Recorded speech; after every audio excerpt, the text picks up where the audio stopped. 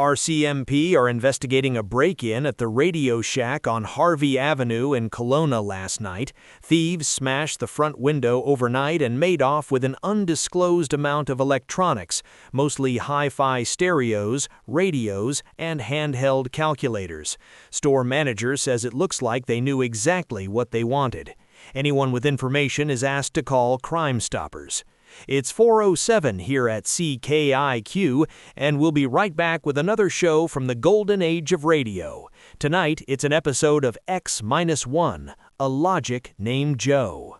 Wayne, do you think you'll ever have your own computer? They're saying one day everyone will have one at home.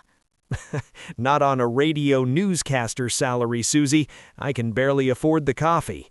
Besides, if I had a computer, I'd probably just use it to keep track of how many times I've said, "Stay tuned." Computers. Mark my words, Norma. They're going to make everyone stupid. People already can't think without a calculator. Give them a machine that thinks for them? Well, I'll be drooling idiots by 1985.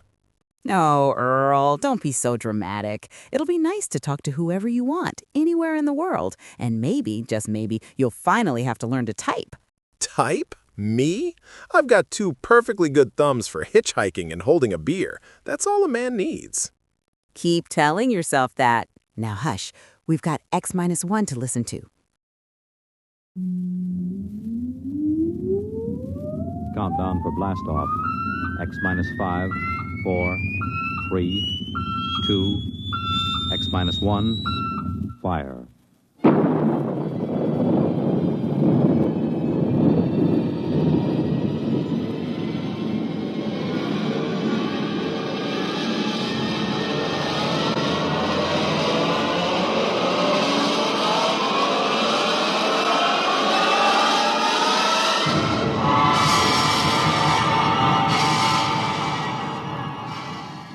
From the far horizons of the unknown come transcribed tales of new dimensions in time and space.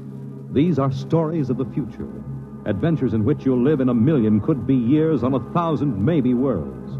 The National Broadcasting Company, in cooperation with Street and Smith, publishers of astounding science fiction, presents X-1.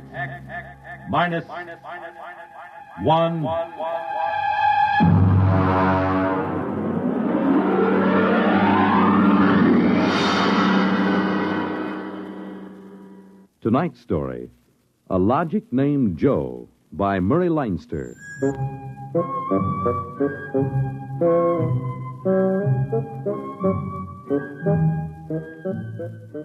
It was on the 3rd day of August that Joe came off the assembly line. And on the 4th, Maureen came into town. And that afternoon, I saved civilization. Maureen is a blonde I was crazy about once, and Joe is a new 1974 model Locic that I've got stored away down in the cellar. And how do I save civilization? You're listening now to a voice from the it by future. keeping Joe down The voice in of the Frank Caldwell, head serviceman for the Sometimes I Locic think about Corporation, turning Joe on makers of the and machine letting that him does make a video everything for me. for you. Well, And nearly other times I everything think of anyway. taking an axe to him. The electronic Locic.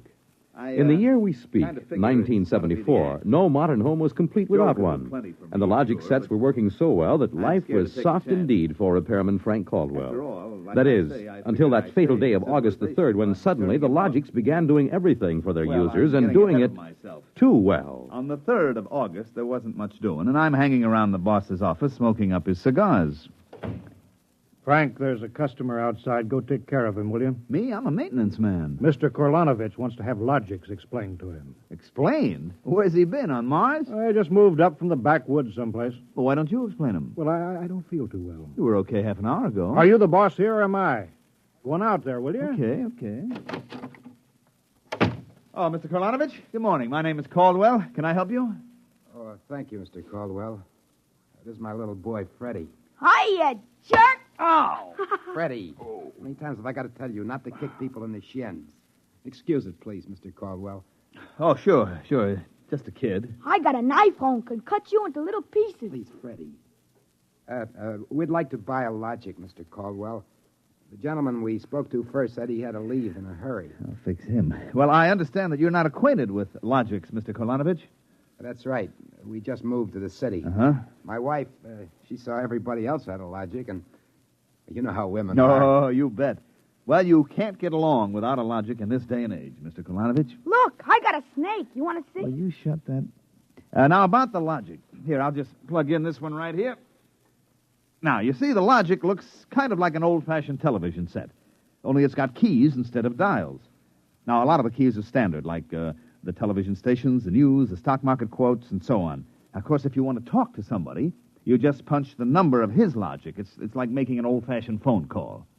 But there can't be keys for everything. Oh, no. Now, let's say that you want to ask a question, like what to take for a sore throat, or who won the American League pennant in 1911. You turn on the logic, then you just punch the question key and ask, like this. Who was the first president of the United States? George Washington. There, you see. But I already knew that. Well, of course, that was just a sample. I got a little store. Will it keep books for me? It will keep your books, record your contracts, serve as a filing system, and check up on what happened to your lawyer's last client. Anything. Hey, they're really something, these things. 10,000 services and information sources in one. Read our advertising. What I want to know, Mr. Caldwell, how do these logics work? Of course. Now, you saw that big building across the street? Sure. Well, that's one of the relay tanks. You see, there are a dozen of them all around the country, and they're all hooked up together. And there's a data plate in one of those tanks for every fact in creation. Anything that you want to see or hear, you just punch for it, and the logic gives you the answer. Hey, listen. Could I ask this thing how to make dart poison? How to make what? Dart poison. Like in Africa.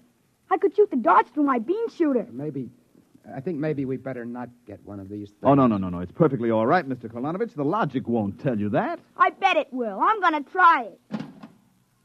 Hey, how do you make dart poison? Public policy forbids this service. Oh, what'd you do that for? Kind of some little brat. Because some people might ask things that aren't good for them. Listen, I don't like this here one. I want that one over there. Kid, they're all alike. I want that one. If I can't have that one, I'm going to hold my breath till I'm dead. I got a lot of time. It's no use, Mr. Caldwell. You might as well give him the one he wants. But look, kid, they're so much alike that even I can't tell them apart. I can. I want Joe. Joe? Who's Joe? I guess he means the logic, Mr. Caldwell. He has to think up a name to call everything. You should hear some of the names he calls me. Not till I'm 21. I promised Mother. Okay, so we call him Joe, but them things are all alike to 1/10,000th of an inch. I don't care.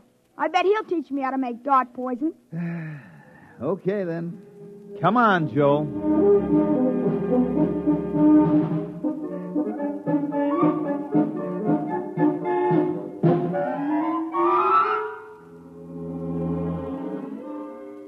So he keeps yelling, I want that one. I want that one. I'm going to call him Joe.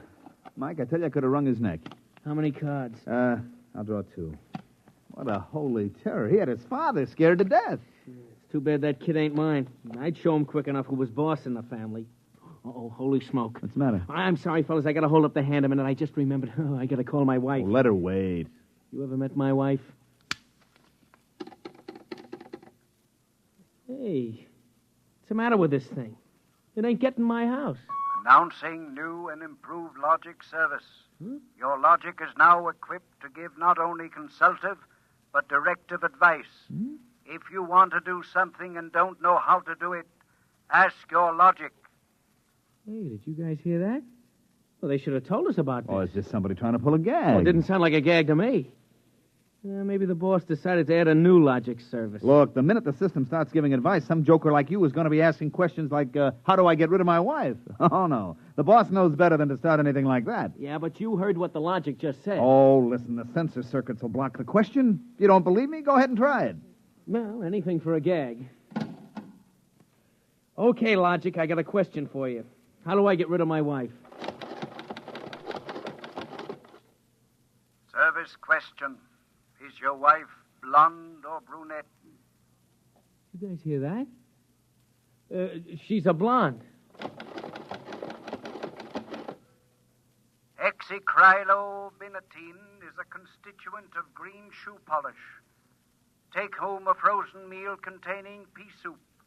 Color the soup with green shoe polish. This poison is fatal to blonde females only. This fact is a product of logic service. You cannot be convicted of murder. It is improbable that you will be suspected. The saints preserve us. And it's bound to be right. These things can't make a mistake. Well, Mike, don't just stand there. Check the sensor circuits, quick. Oh, we can't get to them. They're all sealed up. It's supposed to be impossible for them to go out of order. Well, they're out of order now. And I got a feeling that some awful things are going to happen.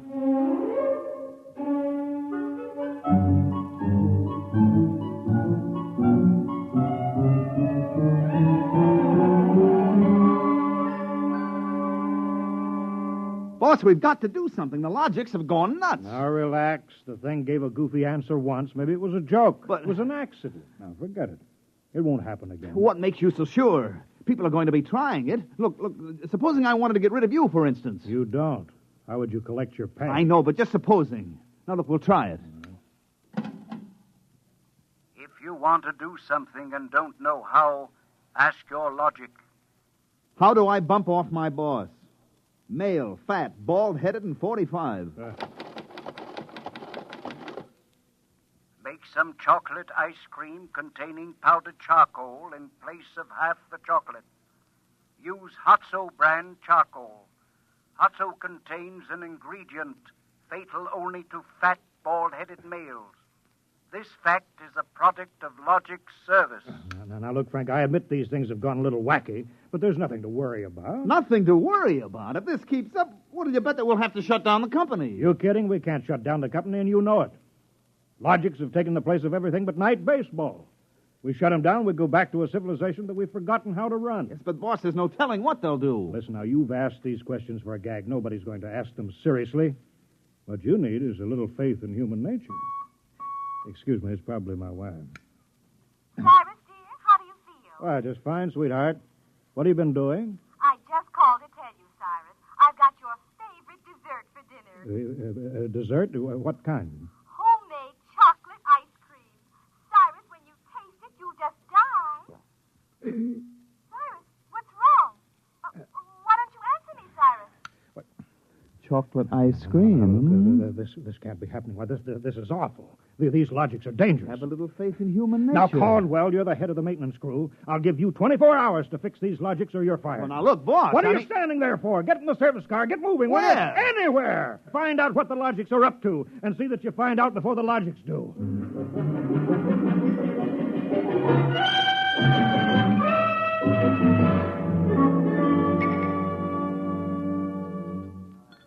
Bartender, give me a double. Last night, have a little drink, pal. What's the matter, pal? You had a bad day? Oh, excuse me, bud. Listen, pal, you gotta listen. I got troubles. Bartender, will you get this barfly off of me? On your way, son. Oh, don't say that. I got troubles. How am I going to keep my wife from finding out I had a couple of little drinks? How am I going to do it, huh? Look, mister, it's a hot day, and I've been driving a car around in it, see? And I've been trying to keep a bank president from having apoplexy on account of his logic told him how to rob his own bank. I've been trying to stop 6-year-olds from asking what comes after the bees and the flowers and their fathers from asking how to get $1 million by tomorrow. I've been tripping over dead bodies so artistically croaked that nobody's ever going to find out who done it, and all you got on your mind is how am I going to keep my wife from finding out I've been drinking? Dry up, will you? Go ask a logic. My pal, my boy. Where's the logic? Where's that logic? Here, right behind you. Here's a nickel. Listen, I got to hear. Now, come on, logic, old pal. Old pal, be nice. How does a guy keep his wife from finding out he's had a couple of little drinks? Answer me that, huh? Buy a bottle of Franine hair shampoo. It is harmless, but contains an ingredient which instantly neutralizes alcohol. 1 teaspoonful for each jigger you have consumed. Oh, boy, gotta buy a bottle of... what was that again? Supposing it's right, you'll never remember it as far as the drugstore. I think there's a bottle in the back room. Somebody left it. Oh, my pal. Oh, my boy. No more trouble. You'll just show me the way to go. I got a picture of him back there drinking that shampoo. Yeah. Give me another double. I don't know what's worse, to be as low as you or as high as him. Where is he? I know he's here. Where is that bum? What do you want, lady? My husband. I know he's here. Where is he? Show me the way to go. That's him, that no-good louse. I'll show him. thinks he's coming home staggering again, does he? Well, I'll teach him. Poor guy. Why, my dear, what a surprise to see you here. Archibald, you're sober. Of course, my love. I'm sober as a judge. Then what are you doing in a saloon? Your suspicion wounds me deeply, my love. Let me tell you, my dear, that I have been conducting a research project that is going to make us a fortune. I'm going to patent soba, the drink that makes happy homes.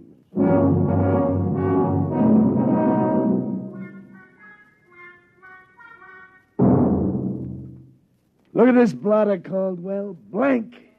The greatest crime wave in history, and we can't even make an arrest. They're all perfect crimes. Thanks to the Locics. But, Sergeant, we're doing our best to find Well, out. that's not good enough. You can't find out what's back of this. Shut down the company. Or else the police department will. Look, nobody is back of it. The Locics run themselves. They pick their own circuits automatically. Ah, you mean they're doing all this by themselves? Sure. We always knew they could do a lot more things than we knew about. I think they're just trying to be helpful, that's all. That's all, huh? Well, you better make them cut out the tricks, including this new business they're up to now. What new business? Just started an hour ago. Every time you turn on a Logic, it asks your name, and then it spells out the whole history of your life. What? I haven't heard about that. What's it do that for? You tell me. Go on, go ahead, try it. Okay. What is your name? How do you like that? I'm Frank Caldwell. Frank Caldwell. Were you ever called Ducky? Ducky? Wow. Lay off, will you, fella? What if I was? It's been years. Ducky, there is a call for you. Hello, Ducky. Holy cats. Lorene. Ducky, darling, how marvelous. Hey, let me get a look. Huh? Gosh, Lorene, where are you? I'm in a hotel. I just got into town. Oh, Ducky, wasn't it smart of the Logic to find you? The Logic? To find me? I asked it how to find Ducky. You must have an unlisted number, darling. You're not in the directory. Well, gee, how have you been, Lorene, since I saw you last? I heard you got married. You won't believe me, Ducky, I know, but I've had 4 husbands, and I've never loved anybody as much as I love you. You've divorced 4 husbands? 3. The last one, died unexpectedly. Oh, who unexpected it? He did. But the jury acquitted me, Ducky. They knew it was just a little old accident. So now I'm free again, and we got lots of things to talk over. You come right on over here, Ducky, instant. Oh, well, Lorraine, I'm working, you see, and I'll call you back. All right. Here's a kiss. Mm-hmm. That'll have to hold you till you get here. Hurry, Ducky. Oh, my back. What am I going to do? Do like you were telling me a while ago. Huh? Calm yourself. Ducky.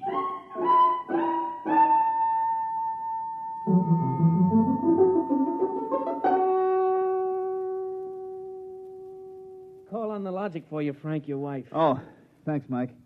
Hi, Gerd. Frank, I've been trying to get you for an hour. Where you been? I've been out making calls, honey, trying to find out what ails these Logics. Well, you better find out in a hurry or there's going to be trouble. Now, look, good. Now, just take it easy, huh? Caldwell, you can't let this happen to me.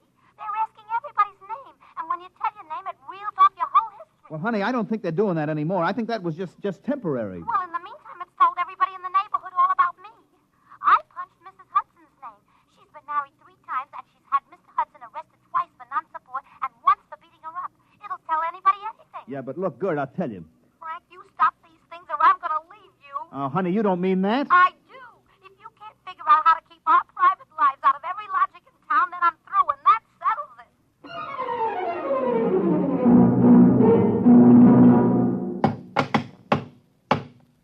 I can't even budge any of these relay plates. Me either. Isn't there some way we can disconnect them?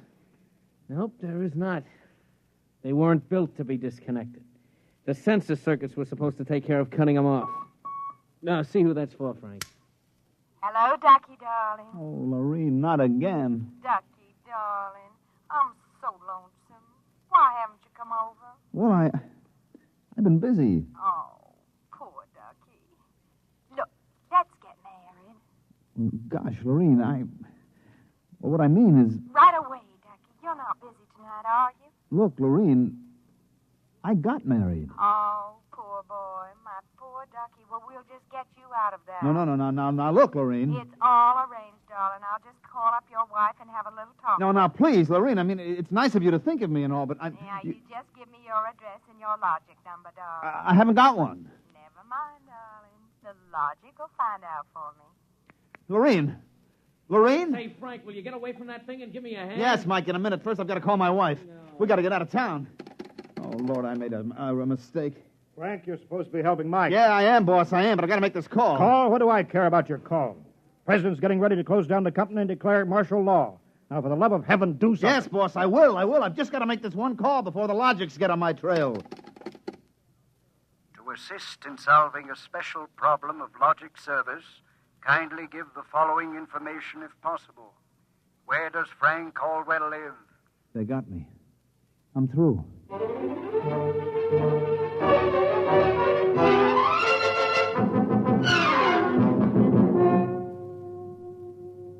Look, Gert, will you please not ask any more questions? Frank Caldwell, I told you I was leaving you. Honey, leave me later. Right now, will you pack up yourself and the kids? We got to get out of here. But what is all this? Are the cops after you or something? Yeah, that's it, the cops.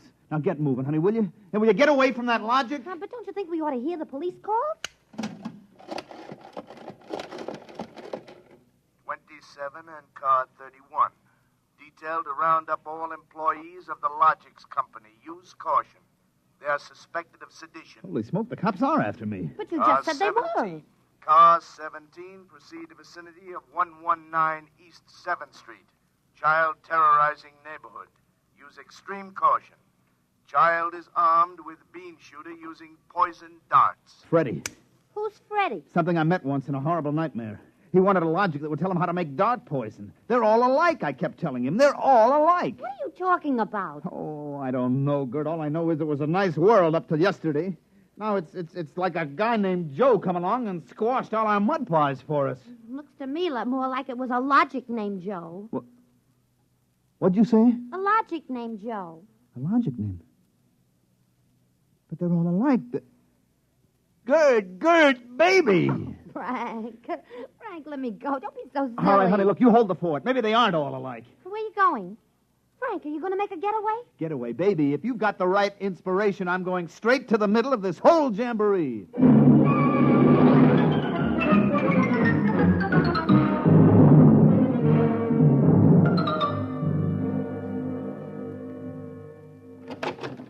Yes? Oh. I was hoping it was the police. You remember me, Mr. Kolonovich, Caldwell of the Logics Company? Logics Company. I wish the Logics Company was at the bottom of the ocean. I don't blame you, believe me. Now, where's your Logic? In here.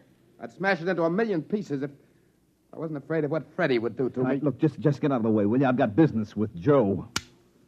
If you want to do something and don't know how, ask your logic. Oh, we're back to that routine, Well, I want to do something, all right. Can a logic be modified to achieve correlations for which human brains are too limited?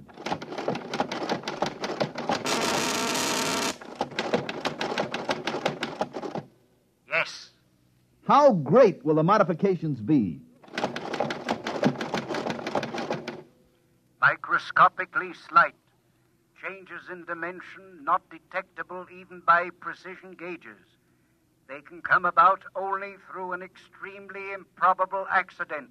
And what would this super logic then be able to do? Come on, you, spill it.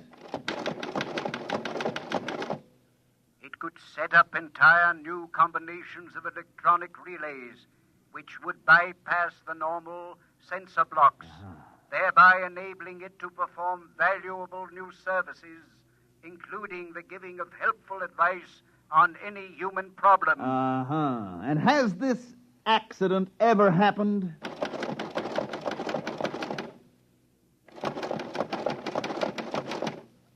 Come on. It has happened only once in the case of the logic now owned by the Kolonovich family of 119 East 7th Street. A logic named Joe.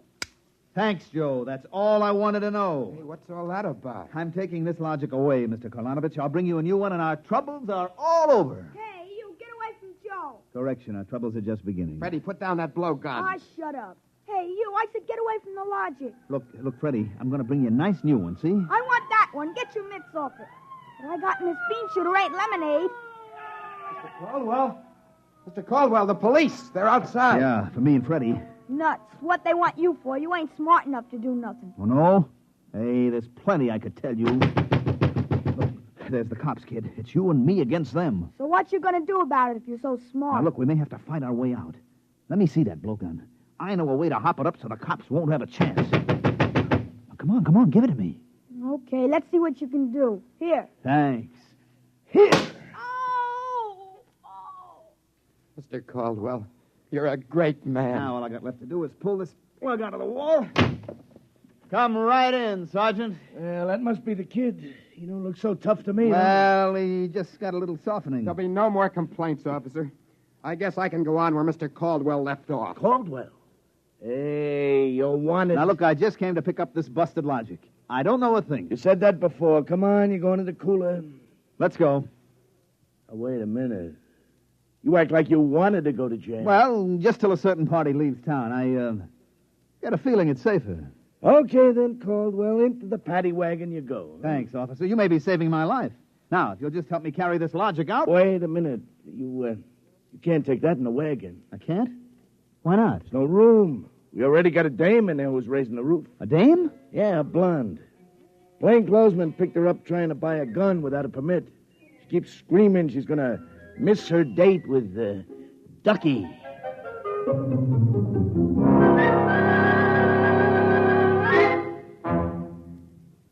You have just heard X-1, presented by the National Broadcasting Company in cooperation with Street and Smith, publishers of astounding science fiction. Tonight, by transcription, X-1 has brought you A Logic Named Joe, adapted for radio by Clarice Ross from the story by Murray Leinster.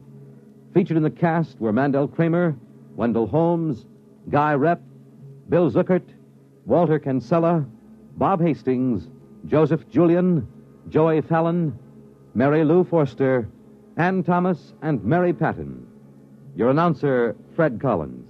X-1 was directed by Daniel Sutter and is an NBC Radio Network production.